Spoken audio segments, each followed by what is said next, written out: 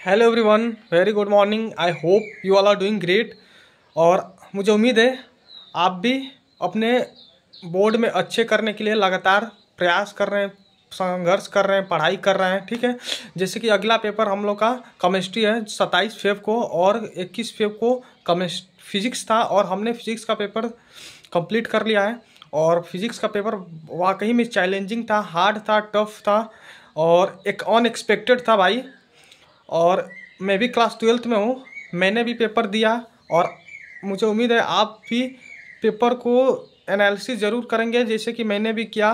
और मेरे अनुसार और जो बाकी हमारे साथ जो टीचर्स जुड़े थे उन्होंने भी बताया है कि जो पेपर है वो वाकई में टफ है। और जो सीबीएसई ने जो पेपर बना रही है उसका पैटर्न बिल्कुल चेंज कर दिया है।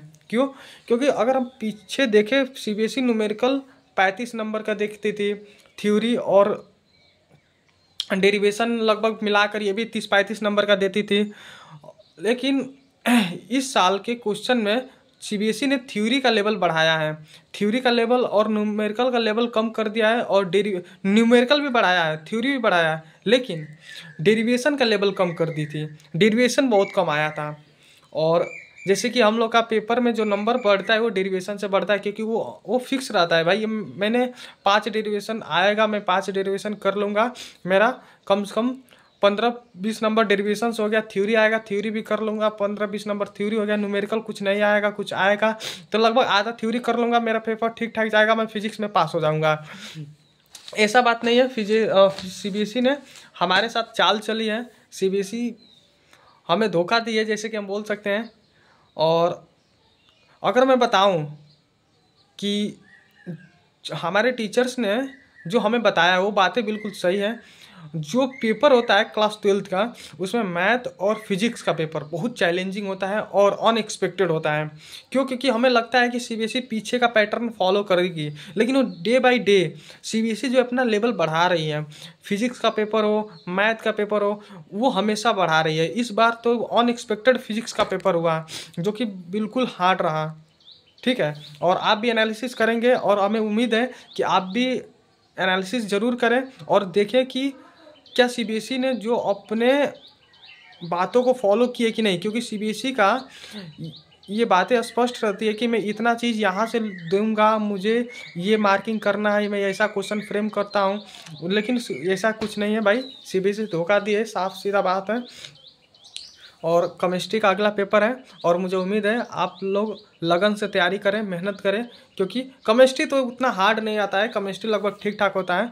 और केमिस्ट्री में अगर कुछ सुझाव चाहिए, अगर कुछ मतलब आपको ज़रूरत चाहिए तो मेरे साथ आप कांटेक्ट कर सकते हैं। और मैं भी क्लास 12th में हूँ, मेरा भी तैयारी अच्छा चल रहा है और मुझे उम्मीद है आप भी तैयारी अच्छा कर रहे होंगे।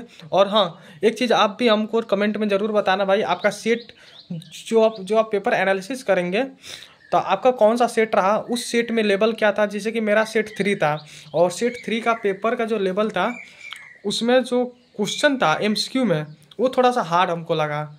और उसमें से मैंने सभी क्वेश्चन को टैकल किया है, सभी क्वेश्चन को मैंने अटेम्प्ट किया है। ठीक, और कुछ क्वेश्चन था जो कि सोच नहीं पा रहे थे, क्योंकि सीबीएसई का जो क्वेश्चन बनाने का जो फ्रेम था वो बदल दिया है, क्योंकि उसने लैंग्वेज को पूरा तड़ोड़ मड़ोड़ दिया है। लैंग्वेज पूरी तरह से बदल दी है, जिसको समझने में बड़ा दिक्कत आता है। वो डायरेक्ट ना पूछकर वो इस चीज़ें सेम पूछ रहा है, लेकिन डायरेक्ट ना पूछकर वो घुमा फिरा कर पूछ रहा है, जो कि बिल्कुल चैलेंजिंग है। तो भाई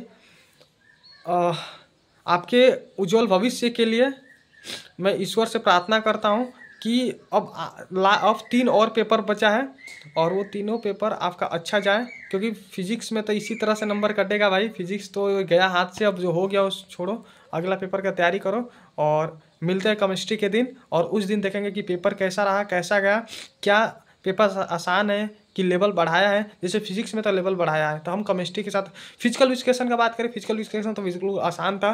फिजिकल एजुकेशन में मैंने फोड़ दिया भाई।